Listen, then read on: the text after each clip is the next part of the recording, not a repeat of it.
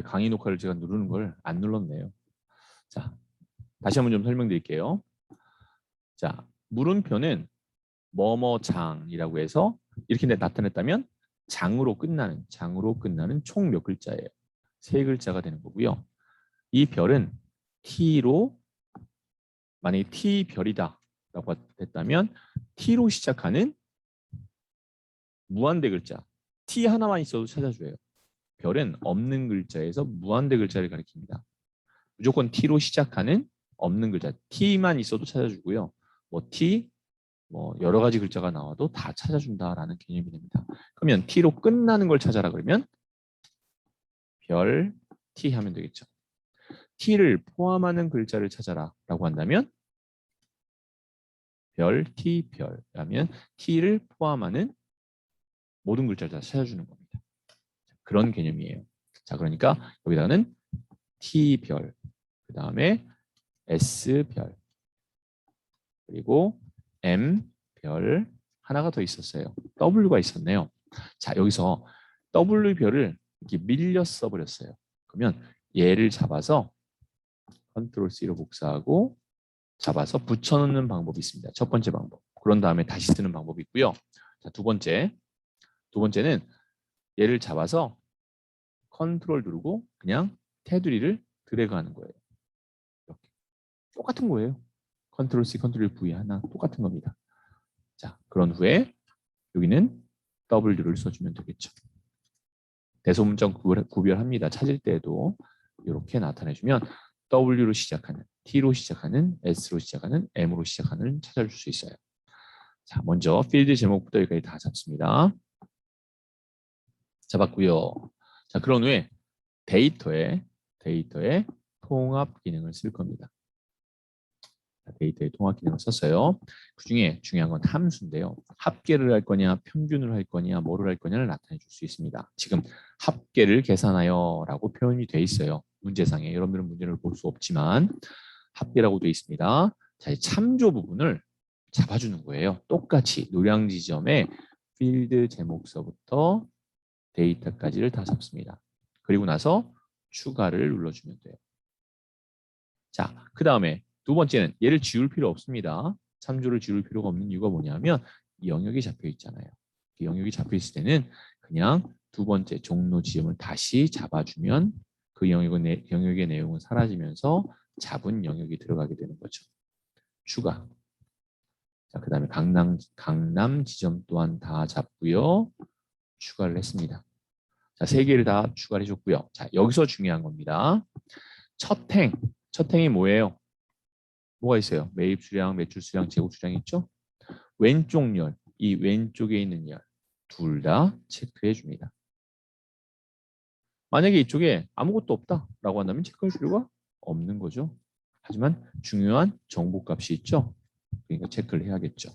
자, 그리고 나서 확인을 눌러주면 계산은 컴퓨터가 하는 겁니다. 이게 통합 기능이다라는 겁니다. 데이터 분석 과정이라고 보시면 됩니다. 자, 분석 작업 2번 넘어갑니다. 자, 여러분들 놓치신 거는 나중에 링크를 알려드릴게요. 그쪽에서 참고를 해주시면 됩니다. 자, 분석 작업 2번 보죠. 자, 이거는 이제 가상 분석이라는 기능이에요. 데이터에는 가상 분석이라는 것이 총 3가지가 있어요. 자, 첫 번째는 시나리오라는 게 있고요. 그 다음에 목표값 찾기라는 게 있고요. 데이터표라는 게 있습니다. 이거를 필기 문제 낼 때 상당히 좋겠죠. 물론 현재 우리가 1급, 2급, 3급 중에서 2급을 보는 거기 때문에 2급 정도의 수준에 나오기, 2급, 3급 정도의 수준에 나오기 좋은 문제입니다. 자, 그러면 필기는 어떻게 하냐면요. 총 40문제가 나와요. 2급은. 그중에 20문제는 컴퓨터 일반 부분이 나오고요. 2번 단원이 두 과목으로 나눠지는데 첫 번째 과목이 컴퓨터 일반, 두 번째 과목이 스프레드시트라고 나옵니다. 그 스프레드시트가 바로 이 엑셀 문제들이에요. 그 엑셀 문제 20문제 중에 각각 20문제 총 40문제가 나옵니다. 문제 하나당 1분. 그래서 40분간 시험을 치르게 돼요. 그 스프레드시트의 내용이 여러분들 지금 현재 필기 수업도 실기를 통해서 하고 있다라고 생각하면 돼요. 그래서 이러한 간간히 이러한 것들을 알려드릴 겁니다. 데이터의 가상 분석에 포함되어 있지 않은 것은 충분히 낼 수 있겠죠?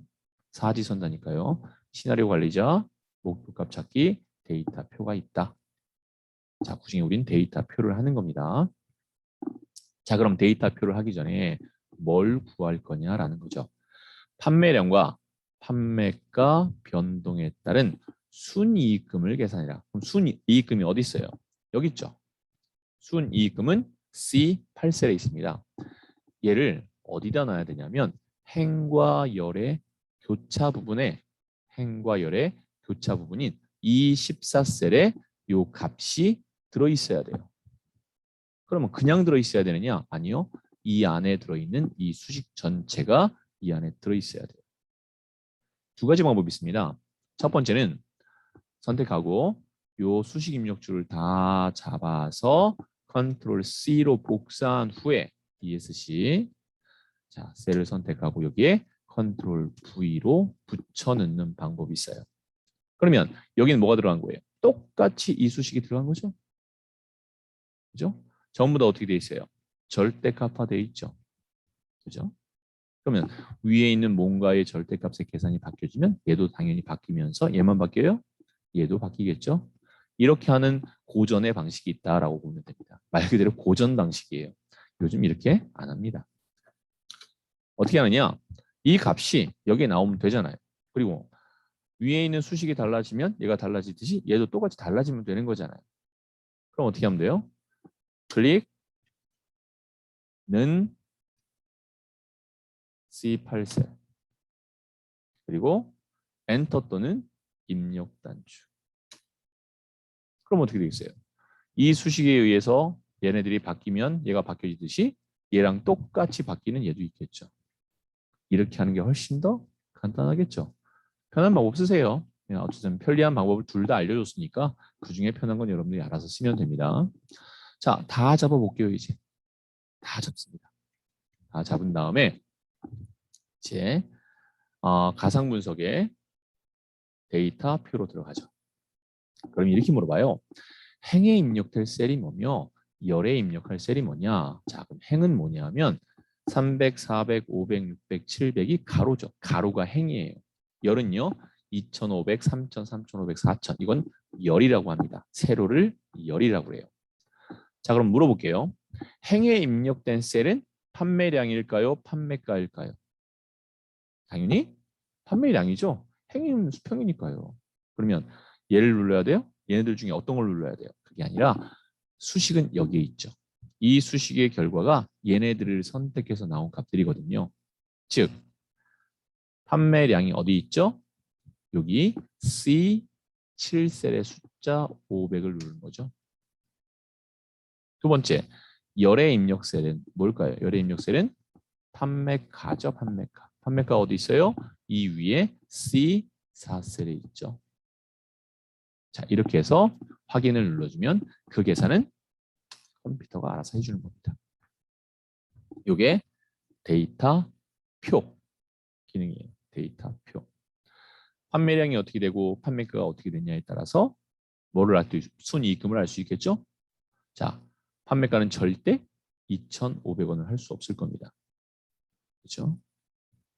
그럼 마이너스 순이익이 오히려 적자거든요. 적자로 하는 사람이 어디 있겠어요, 그렇죠?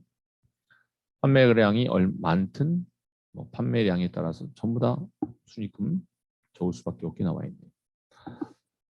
자, 이게 데이터 표라는 기능입니다. 자, 분석 작업 1번은 뭐 했어요?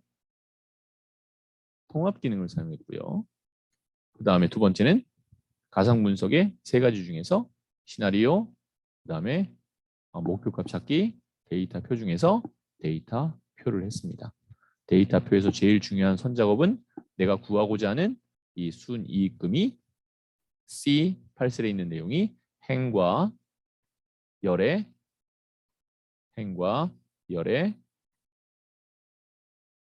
교차 부분에 나타나야 된다 하는 방식은 수식 입력줄에 수식을 다 잡아서 복사해서 붙여놓던지 아니면 그냥 C8셀과 동일하다라는 는 C8셀을 선택하고 발음이 좀 그러네요. 엔터를 치면 되겠죠. 자, 이게 데이터 분석 두 가지입니다. 각각 10점씩 그래서 총 20점을 받게 되는 거죠.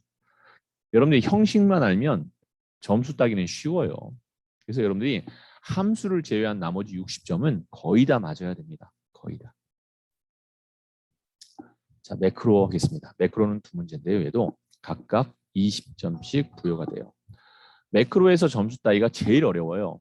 하나만 틀려도 그냥 점수는 받을 수 없어요. 매크로는 항상 어떤 규칙과 그 규칙대로 하는 패턴이 중요합니다. 함수도 마찬가지입니다. 가끔 매크로를 포기하는 사람이 있는데 그 형식만 잘 맞추면 되니까요. 그 다음에 매크로를 포기할 수 없는 게 필기 문제에서 매크로는 꼭 두 문제가 나옵니다. 20문제 중에 매크로는 무조건 두 문제가 나와요. 자, 그 매크로에 대해서 설명을 하겠습니다. 매크로 작업입니다. 자, 매크로를 실행할 때는 방법이 두 가지가 있는데요. 우선 두 가지 중에서 첫 번째 꼭 있어야 될 내용이 있어요. 그게 뭐냐면 여러분들 세팅이라는 걸 좀 해줘야 되는데 파일을 누르고요. 파일에 보면 옵션이라는 게 있어요. 자, 그 중에서 요 리본 사용자 지정이라는 데로 가주세요.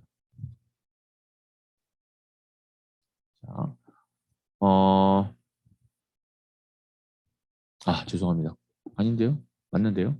리본 사용자 지정이 들어갔고요. 그 다음에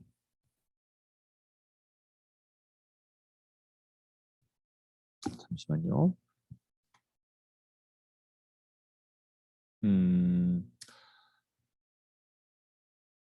리본 사용자 지정 들어가서 지금 가져와야 될 게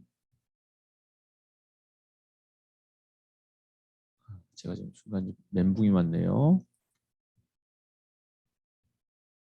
원래대로 아니고요. 개발도구. 아닙니다, 아닙니다. 자, 리본 사용자 지정이 맞습니다. 리본 사용자 지정이 맞고요. 이 오른쪽에 보면요. 지금 여기 위에 나와 있는 것들 있죠. 파일, 홈, 삽입 이런 내용이 쭉 선택되어 있는 거예요. 얘네들이 만약에 눈에 안 보인다라고 한다면 파일에 옵션에 가서 이 리본 사용자 지정을 누르고요. 홈, 삽입 중에 없는 게 있다면 다시 체크를 해주면 됩니다. 자, 여기서 더 나와야 될 게 하나 있는데 개발 도구라는 것이 위에 없을 거예요. 그 개발 도구를 선택해 주세요. 그리고 나서 확인을 하면 이 위에 개발 도구라는 것이 추가가 됩니다.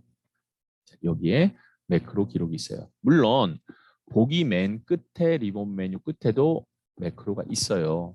이걸 가지고 해도 되는데 여기 문제에서는 이 개발 도구에 도구를 쓰는데 그 도구 중에서 뭘 쓸 거냐면 요 삽입이라는 것이 들어가요. 양식 컨트롤. 이 양식 컨트롤은 개발 도구 안에만 있기 때문에 이 개발 도구를 나타내 줘야 됩니다. 개발 도구 어디서 찾는다고요? 파일에 옵션에서 리본 사용자 지정에 들어갔을 때 오른쪽에서 이 개발 도구를 체크 해제됐다면 체크를 해주면 된다라는 겁니다.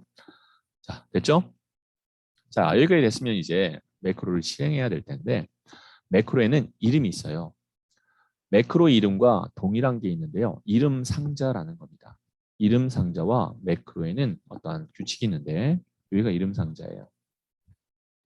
이름 상자에 두 가지 규칙을 잘 지켜야 돼요. 첫 번째, 절대로 첫 글자는 문자여야 된다라는 겁니다. 숫자가 들어가면 이름 정의가 안 돼요. 한번 해볼까요? 대충 영역을 잡겠습니다. 이렇게 영역을 잡았고요. 이름 상자에 클릭을 한 다음에 제가 숫자 1번 쓰고 이름 상자라고 써요. 한글이든 영문이든 문자면 관계없어요. 자, 엔터 치겠습니다. 이름 정의할 때는 엔터 치는 거예요. 뭐라고 뜨죠? 참조를 올바르게 입력하거나 선택 용역에 대한 적절한 이름을 입력하시오라고 되어 있죠. 숫자를 썼기 때문에 그래요. 자, 그럼 숫자를 쓰지 않고 영역을 잡아서 이름 띄어쓰기 상자를 해볼게요. 자, 그리고 엔터 쳐볼게요. 또 안 돼요. 왜요? 띄어쓰기 하면 안 돼요. 자, 그러면 이 이름 상자 뒤에 1번 쓸게요. 가운데도 1번 쓸까요? 얘는 돼요. 엔터. 됐죠? 즉, 첫 글자가 숫자가 아니면 돼요. 그 다음에 이름 상자 내에서는 띄어쓰기를 하지 않으면 돼요. 그 외 나머지는 괜찮아요. 그럼 이름 상자로 이름을 정의한 것은 어디서 수정하냐면요. 수식이라는 데로 갑니다. 수식에 이름 관리자라는 곳이 있어요. 이 이름 관리자에 들어가면 이렇게 이름이 나옵니다. 선택하고 편집해서 잘못된 부분이 있다면 수정해주고 영역이 잘못됐으면 영역을 다시 잡아주면 돼요. 자, 나는 얘가 싫다. 그럼 삭제하면 되겠죠? 그러면 삭제가 됩니다. 이름 상자의 정의는 어디서 한다? 수식의 이름 관리자에서 한다. 자, 이건 잘 기억하면 되겠죠? 자, 이제 개발도로 다시 가서 매크로 하겠습니다. 자, 매크로를 나타내 주는 거는 매크로 기록이라는 걸 누를 거예요. 자, 매크로 기록 클릭할게요. 그러면 매크로 이름이 나오죠? 이것 또한 똑같아요. 똑같이 이름 상자에 적용된 거랑 똑같습니다. 앞에 숫자 쓰면 안 되고 첫 글자 숫자 쓰면 안 되고 띄어쓰면 안 돼요. 그 나머지는 다 괜찮아요. 자, 그 다음에 또 하나. 여기 뭐라고 돼 있죠? 한글 버전이죠. 매크로 1이 한글로 나옵니다. 근데 저번에 시험 문제에 이렇게 난 적이 있어요. 매크로 이름으로 적절하지 않은 것은 처음에 나온 매크로 이름이 아닌 것은 이렇게 나왔습니다. 영문 매크로라고 영어로 매크로 쓰고 1이라고 되어 있는 것도 있고요. 그 다음에 띄어쓰기 있는 것도 있었고요. 첫 글자가 숫자인 것도 있었어요. 이 숫자가 앞뒤에 있는 것도 있었어요. 자, 매크로 1이 처음엔 이렇게 나온다. 자, 이런 문제도 있다라는 겁니다. 이 줄 문제 풀어볼 때 이런 것도 나올 거예요. 그 다음에 또 하나. 매크로 저장 위치인데요. 이 매크로 저장 위치가 딱 3개예요. 그러니까 필기로 낼 때 상당히 좋겠죠. 현재 통합 문서. 클릭해 볼게요. 개인용 매크로 통합 문서. 그 다음에 새 통합 문서. 이 3가지가 있습니다. 다른 거 하나 집어넣겠죠. 그럼 여러분들이 구별해낼 수 있어야 돼요. 다시 한번요. 가장 기본적인 것이 현재 통합 문서고요. 그 다음에 새 통합 문서가 있고요.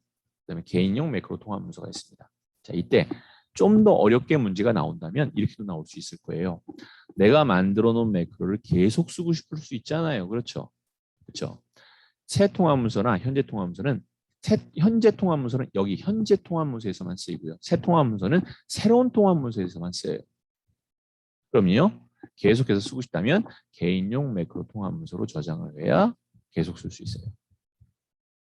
자, 이렇게 매크로 문제가 아주 다양하게 나올 수 있다는 겁니다. 자, 그 다음에 또 하나. 단축키입니다. 단축키를 우리가 쓸 수 있어요. 우리가 컨트롤 C 하면 뭐죠? 컨트롤 C 하면 안녕이네요. 컨트롤 C 하면 복사잖아요. 그죠? 대문자를 쓸게요. 대소문자는 관계없습니다. 막 수락이 막 들어오니까 제가 기록 중지하고요. 기록 중지할게요. 자, 그 다음에 매크로를 한번 누를게요. 왜 매크로 눌렀냐면 제가 아까 해놨던 것이 저장이 돼버렸어요. 매크로로 들어가겠습니다. 저장돼 버렸죠? 이거 삭제할게요. 다시 하겠습니다. 매크로 기록 들어갔고요. 자, 다음이니까 2번이 나오겠죠. 1번은 무조건 삭제해서 없어요. 자, 여기다가 대문자 C를 쓰겠습니다. 그럼 어떻게 됐어요? Shift가 들어가죠. 그죠?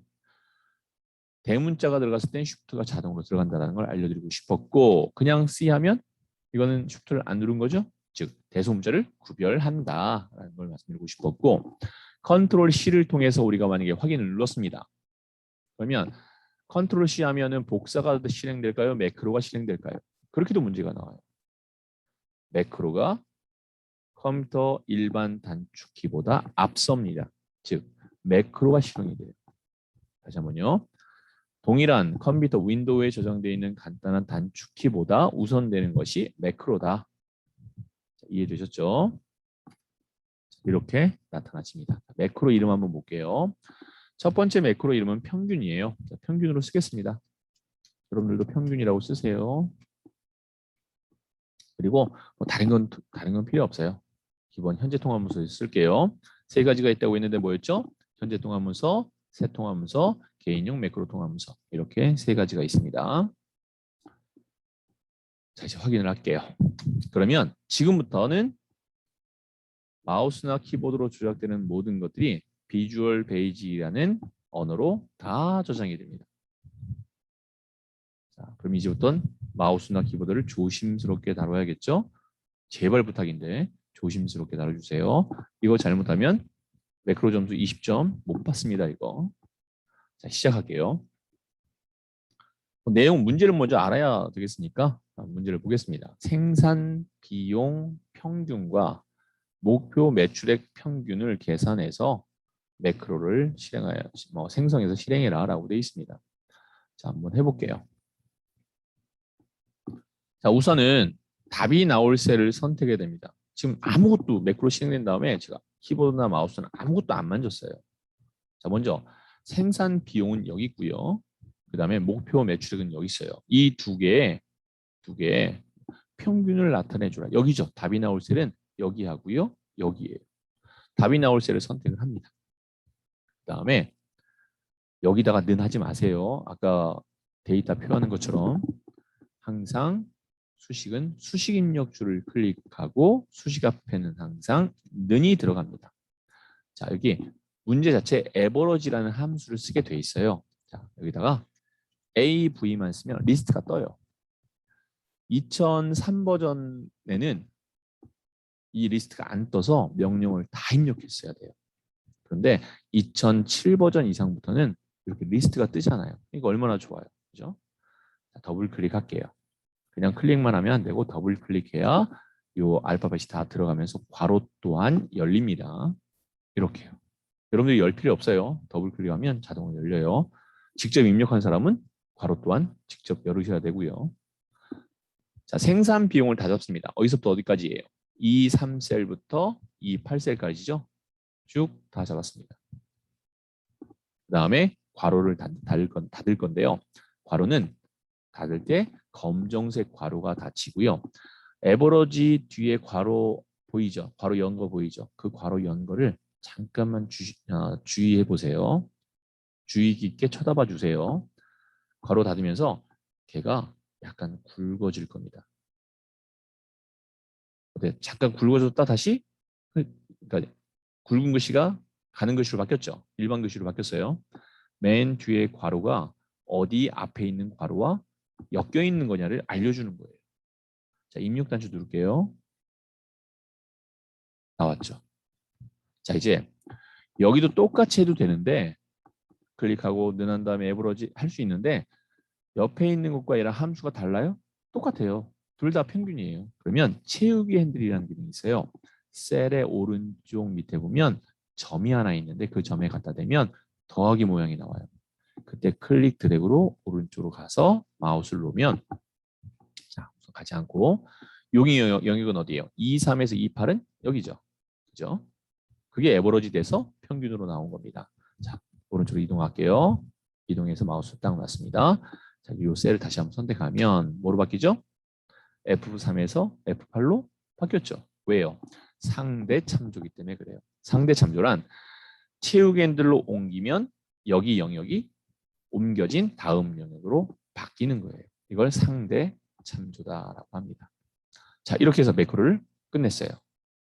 다 냈잖아요. 함수 다 냈잖아요. 그럼 어떻게 하면 돼요? 기록 중지를 꼭 눌러줘야 돼요. 이렇게 꼭 눌러줘야 됩니다.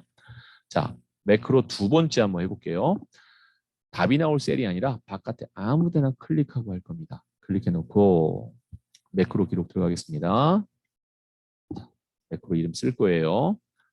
서식이라고 되어 있네요. 서식이라고 써주세요. 자, 그 다음에 다른 건 바꿀 거 없어요. 이건 필기에 대한 문제를 얘기할 때 쓰는 거고요. 만약에 바로가기 키에 알파벳 컨트롤 V를 넣었다. V자를 집어넣었다. 대문자를 넣게 되면 쉬프트가 자동으로 들어가는 것도 이제 알고 있죠. 대소문자를 구별한다. 자, 그 다음에 매크로 저장 위치는 총 3가지가 있다. 개인용 매크로 통합문서, 새 통합문서, 지금처럼 현재 통합문서 3가지가 있다. 기억하고요. 자, 확인 누를게요. 서식의 위치를 봤더니요. A2에서 A2셀에서 F9셀, A2셀에서 F9셀까지 잡고 모든 테두리를 적용하래요. 그러면 모든 서식은 홈에 있습니다. 자, 여기 테두리 화살표 들어가서 모든 테두리를 눌렀습니다. 이런 것 또한 다 비주얼 베이지로 저장되고 있는 거예요. 자, 그런 후에 또 있네요. A2에서 F2까지 필드 제목 부분이죠. 이 필드 제목 부분에는 표준색의 노랑을 쓰래요. 여기 있습니다. 영역이니까 글씨가 아닙니다. 페인트 통에 화살표 들어가서 노랑을 선택할게요. 됐죠? 자, 이제 여기까지 끝났습니다. 근데 영역을 잡은 상태에서 끝나지 말고 맨 마지막을 선택해 주는 것도 좋겠죠.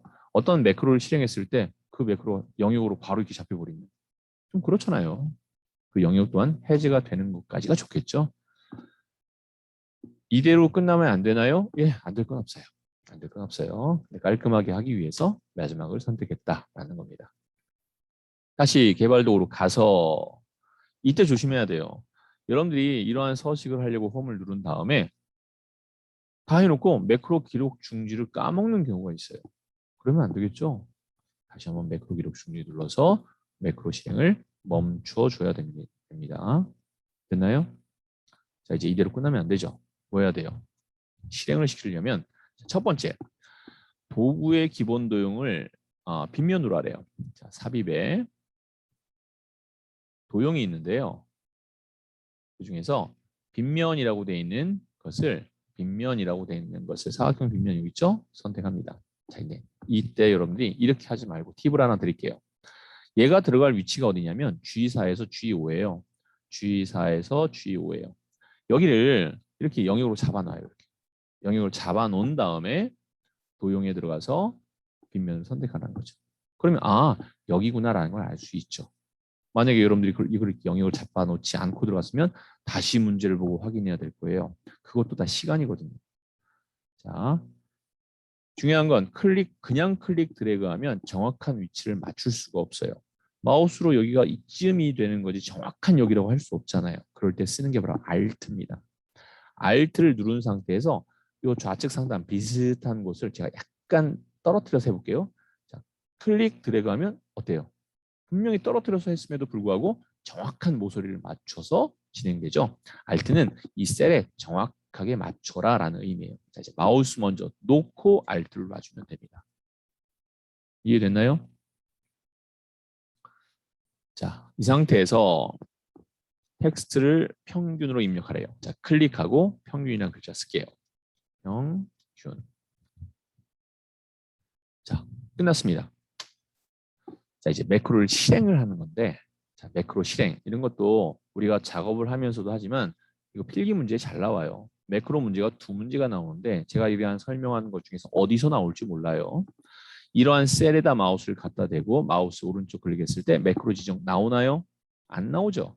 셀에서는 매크로 지정을 할 수 없다라는 거 잘 알고 있으면 됩니다. 그러고 보니까 필기 준비를 하고 있는 거죠. 안 하는 게 아니죠. 문제를 풀지 않을지언정 어떤 문제가 나올지를 우리가 지금 공부하고 있는 겁니다. 그러면 어디에 나오느냐? 이러한 도형을 선택하고 마우스 오른쪽 클릭 누르면 매크로 지정이 나오죠. 자, 선택하고 해당하는 평균을 선택하고 확인을 눌러주면 됩니다. 자, 매크로 위치 열려있는 모든 통합문서, 현재 통합문서, 이게 바로 새 통합문서예요. 이런 것들이 정해져 있다는 겁니다. 확인 누르겠습니다. 네, 끝났어요. 자, 그러면 정말 얘를 이제 손 모양으로 바뀌었죠? 자, 영역 잡아서 지워볼게요. 지웠습니다. 눌러보죠. 바로 들어가죠. 이런 게 매크로예요. 자, 근데 여러분 얘가 보기 좋아요? 자, 마우스 오른쪽 클릭 한번 했고요. 다시 한번 클릭한 다음에 기왕이면 가로 세로 가운데 해주는 게 보기 좋겠죠? 이거 안 해주면 안 되나요? 안 해줘도 돼요. 시간 나면 하면 되고요. 저 같으면 하겠습니다. 자, 그 다음에 두 번째 한번 해볼게요. 서식 들어갈 겁니다. 얘 서식은 어디다 놓을 거냐면 G7, G8, G7 셀부터 8 영역을 잡아놓고 삽입에 도형에 들어가는 거예요. 여기서는 둥근 직사각형, 모서리가 둥근 직사각형이니까 이거네요. 자, 클릭하고 자, 요쯤에다 놓고 뭘 눌러요? Alt를 누른 상태에서 클릭 드래그 해라 라는 겁니다. 마우스 먼저 놓고 Alt 놓고 그 다음에 내용을 입력하라고 되어 있습니다. 서식 그런 후에 어떻게 하는 게 좋겠어요? 홈에 가서 가로 세로 가운데 좀 해주세요. 깔끔하잖아요. 자, 마찬가지입니다. 이 도형에서 마우스 오른쪽 클릭, 매크로 지정 누른 다음에 서식 선택하고 확인을 하면 됩니다. 자, 어떤 서식이 들어갔어요? 여기 음영이 노란색 집어넣었죠? 영역 다 잡은 다음에 여기 페인트 통에 들어가서 채우기 없음을 선택할게요. 자, 이제 이것도 평균도 잡아서 딜리트를 눌러서 지울게요. 평균 누르면 평균이 들어갈 것이고 서식 누르면 서식이 들어가는 매크로가 적용이 된 겁니다. 아, 테두리도 있었죠? 네, 테두리도 들어간. 네, 테두리도 다 들어갔어요. 영역 잡고 다시 채우기 없음 했고요. 여기 다 잡아서 테두리에 가서는 테두리 없음을 선택한 상태였죠. 아까 자, 서식 눌러볼게요. 이렇게 들어간다는 겁니다. 이게 매크로예요. 어느 셀을 선택했던 간에 누르면 답이 나오고 어느 셀을 선택했던 간에 서식을 눌렀을 때 답이 나와야만 점수를 줍니다. 이 패턴만 여러분들이 잊지 않으면 매크로 어렵지 않아요. 자, 이제 차트 하겠습니다. 차트가 어떻게 보면은 많이 어려워할 수도 있는데요. 자, 차트 볼게요. 밑에 차트가 없죠. 새로 만들라는 거예요. 두 번째, 차트가 있는 경우는 편집하라는 겁니다. 자, 여러분들이 잘 선택해서 하면 될 거고요. 자, 시작하겠습니다. 분야별로 학원수와 수강자 수 데이터를 이용하여 묶은 세로 막대로 하래요. 아, 위치가 정해졌어요. A11셀에서 I28셀, I28셀 안에 차트가 들어가게 만들래요. 이 영역 안에 차트가 들어가게 만들어라 라는 겁니다. 이 데이터를 통해서. 자, 그러면 여러분들이 뭘 봐야 되냐면 출력 형태가 이미 나와 있어요. 출력 형태가 이미 나와 있는데 항목이 뭐며 범례가 뭐며 차트 제목이 뭐냐를 알아야 돼요.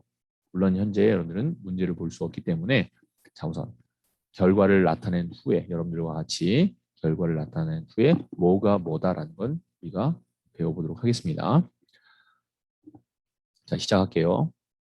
자, 먼저 문제에서 뭘 얘기하냐면 학원수와 수강자 수를 이라고 돼 있어요. 학원수 여기 있고요. 수강자 수 여기 있어요. 자, 이걸 가리켜 뭐라고 부르냐면 범례다라고 얘기를 해요. 학원수와 수강자 수는 범례입니다. 자, 그 다음에 현재 막대가 총 7개예요. 하나, 둘, 셋, 넷, 다섯, 다 들어간 겁니다. 자, 그 다음에 요 분야라고 돼 있는 여기가 바로 뭐가 될 거냐면 항목이 될 거예요. 항목이. 얘가 항목이 될 겁니다. 자, 차트는 어디서 나타내냐면 위에 삽입에 들어가서 차트 종류 중에 이 첫 번째가 묶은 세로막대예요. 자, 화살표 눌러서 이게 묶은 세로막대를 얘기하는 겁니다. 선택할게요. 선택했습니다. 이렇게 나왔어요. 자, 그러면 이제 얘를 원하는 위치에 놔야 되잖아요. 그렇죠? 얘를 원하는 위치에 놓겠습니다. 얘를 원하는 위치에 놓기 위해서 우선은 두 가지 종류가 있어요. 차트에는. 여기가 차트 영역이라고 하고요. 이쪽을 그림 영역이라고 해요. 차트 영역, 그림 영역. 조심해야 될 게 있습니다. 그림 영역에서 클릭 드래그 버리면 안 돼요. 차트 제목, 범례. 얘네들을 클릭 드래그하는 순간 배치가 컴퓨터가 자동 배치를 해주는 것이 아니라 그다음부터는 수동 배치가 돼요. 사용자가 배치하겠다는 의미로 컴퓨터가 받아들여서 안 바뀌어요, 위치가. 여러분들은 어디서만 움직여야 되느냐? 차트 영역에서만. 이 차트 영역에서만 드래그할 수 있어요. 차트 영역에서 드래그할 수 있다. 자, 먼저 Alt를 누르면 딱딱딱 끊어지는 건 알고 있죠? 그렇죠? 처음 위치가 A11이에요. A11에 딱 갖다 놓습니다. 이렇게 A11에 딱 갖다 놨어요. 이렇게도 할 수 있고 두 번째는요. 이 조절점이요. Alt 누른 상태에서 드래그하는 거예요. 그래서 A11에다 갖다 놓는 거죠. 이렇게. 자, 두 번째는 I28이에요. I28 조절점을 Alt를 누른 상태에서 드래그해서 A28에 I28에 이렇게 갖다 놓는 겁니다. 이런 식으로. 이해되세요? Alt는 셀에 이러한 테두리에 정확하게 맞춰주는 기능이 있는 게 Alt다. 조절점을 클릭 드래그해서 위치를 잡아주면 된다라는 겁니다. 자, 얘도 각각 5문항이 있는데요. 각각 2점씩이에요. 요게 2점을 받은 겁니다. 두 번째 할게요. 수강자수 계열은 표식이 있는 꺾은 선형으로 하래요. 자, 그러면 좀 수강자수 막대죠? 그리고 학원수는 어때요? 되게 작아요, 데이터가. 그래서 값이 현저하게 차이 날 때에는 기본축이 아니라 이 왼쪽이 기본축이고요. 오른쪽이 보조축을 넣을 수 있는데 보조축을 나타내 줘라 라는 거예요. 자, 해보겠습니다. 막대, 아무 막대든 관계없어요. 선택하면 다 잡혀요. 마우스 오른쪽을 해서 차트 계열 종류 변경, 계열 차트 종류 변경으로 합니다. 그럼 이렇게 딱 떠요. 자, 2010 버전하고 2016 버전하고 달라진 게 있다면 물론 13 버전부터 달라지긴 했는데 이중축 혼합형에 대한 개념이 조금 달라졌어요. 그래서 이건 잘 봐야 됩니다. 학원수는 묶은 세로 막대가 맞고요. 맨 밑에 있어요. 얘가 혼합이라는 곳에서 하는 거예요. 얘가 바로 이중축 혼합형을 얘기하는 겁니다. 수강자 수를 화살표 눌러서 자 묶은 표식이 있는 꺾은 선형. 어떤 게 표식이 있는 꺾은 선형인지 확인하세요. 이게 제일 많이 나와요. 얘가. 표식이 있는 꺾은 선형을 바꾸고요. 보조축이라는 것에 체크를 해주는 겁니다. 그러면 왼쪽이 기본축, 오른쪽은 보조축에 해당하는 단위가 현저히 차이 날 때, 값이 현저히 차이 날 때 단위가 다를 때 쓰는 방식이다라고 생각하면 되겠죠. 확인 누를게요. 이렇게 바뀐 겁니다. 자, 여기까지가 2번이 끝났어요. 자, 3번 할게요. 차트 제목은 그림과 같이 표시하도록 하고 그림은 여러분들이 볼 수 없으니까 자, 글꼴을 어떻게 할 거냐면 차트 제목 선택 모든 서식은 폼에 있습니다. 궁서체 그 다음에 굵게 그 다음에 글자 크기 14 자, 들어갈게요. 최근 사용한 게 위에 나오는데 지금 껐다 꼈기 때문에 안 나와요. 자, 밑으로 그냥 내려서 최근 사용한 게 있으면 좋은데 없으면 찾아주면 됩니다. 최근 사용한 건 없고 궁석. 영문을 지나야 한글이 있겠죠. 궁석. 그 다음에 글꼴 스타일이 굵게. 어떤 게 굵게인지 확인하고요. 글꼴 크기는 14. 14 잘 돼 있죠? 14 잘 돼 있습니다. 네, 끝이에요. 이제 뭐 하면 되냐면 글씨를 쓰면 됩니다. 꼭 글자를 쓸게요.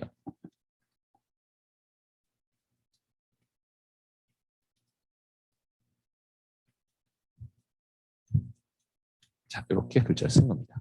절대 클릭 드래그해서 위치가 변동되지 않게 해주세요. 위치가 변경되면 얘는 점수 못 받아요. 나중에 주석에 이런 말이 나와요.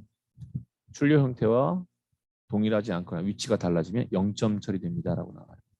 꼭 클릭 드래그 할 때 주의하셔야 됩니다. 얘가 움직여지면 이렇게 움직여지면 얘는 0점 처리된다는 소리예요. 컨트롤 Z 글자를 드래그로 잡을 때 이런 데 조심하셔야 된다는 겁니다. 자, 계속 할게요. 수강자 수 계열의 운동만 데이터 레이블. 자, 수강자 수 중에서 운동에 해당하는 요 표식에다가 그렇죠? 요 표식에 수강자 수는 요 표식에 있는 꺾은 선형이잖아요. 클릭하면 요 표식이 다 잡혀요. 해당하는 표식만 다시 한번 클릭하면 해당하는 것만 선택되고 나머지는 선택이 해제됩니다. 됐죠? 그 다음에 레이블을 집어넣어라 라고 되어 있는데 레이블은 자 이렇게 할게요. 차트 자체 내에서는 디자인으로 갈게요. 디자인과 서식이 있는데요. 디자인과 서식이 있습니다. 디자인과 서식이 있어요. 그 중에서 데이터 레이블을 표시하는 방식이 약간 좀 다른데 어떻게 표현을 말씀을 드리는 게 좋냐면 지금 얘 때문에 얘가 지금 다 안 보이고 있어서 제가 약간 좀 내릴게요. 네, 내려서 보여줄게요. 내려서 이렇게 보여주겠습니다. 잡으면 차트 도구에 디자인과 서식이 있어요. 차트를 선택했기 때문에 얘가 새로 나온 거예요. 디자인과 서식이 새로 나온 겁니다. 자, 그 중에서 이 디자인에 들어갔을 때 데이터 여기 차트 추가가 아니라 이 오른쪽에 행렬전은 아니고요.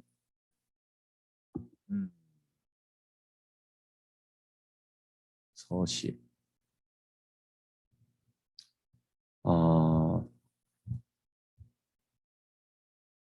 왜 이렇게 뜨죠? 제가 생각한 좀 다르게 떠서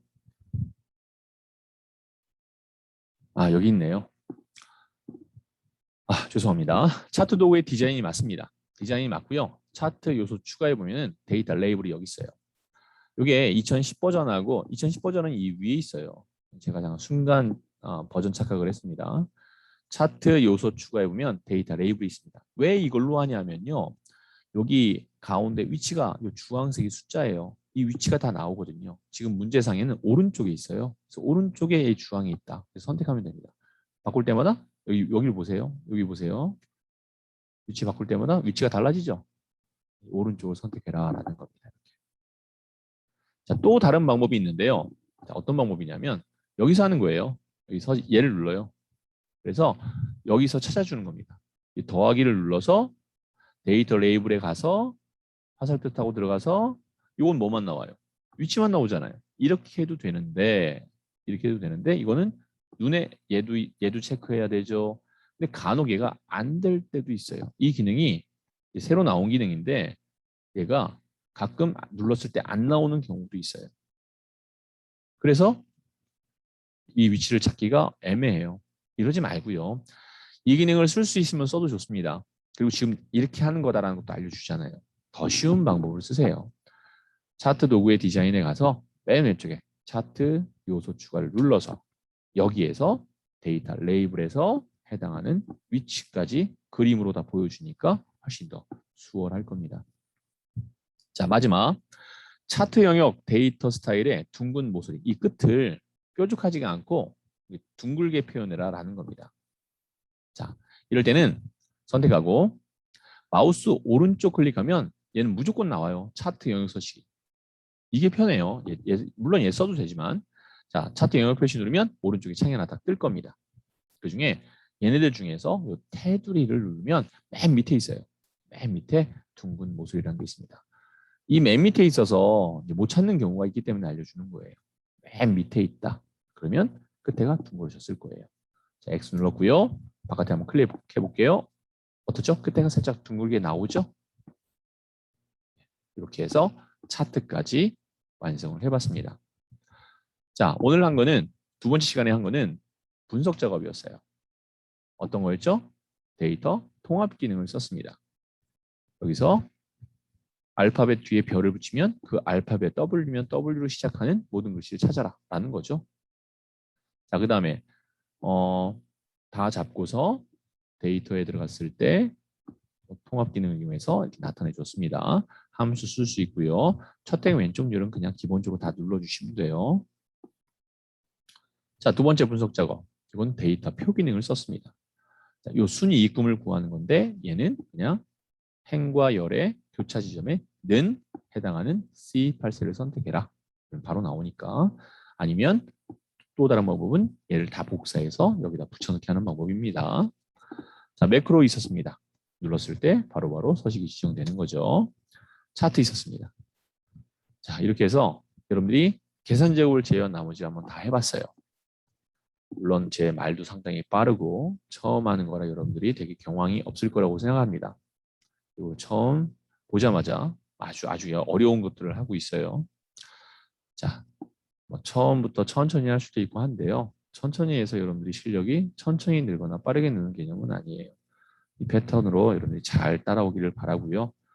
물론 어려운 과목을 여러분들이 하고 계시긴 하지만 충분히 할 수 있는 과목이고요. 저만 잘 믿고 따라와 주시면 어렵지 않게 합격하실 수 있으리라고 생각됩니다. 잠깐 쉬었다가 세 번째 시간 진행하도록 하겠습니다.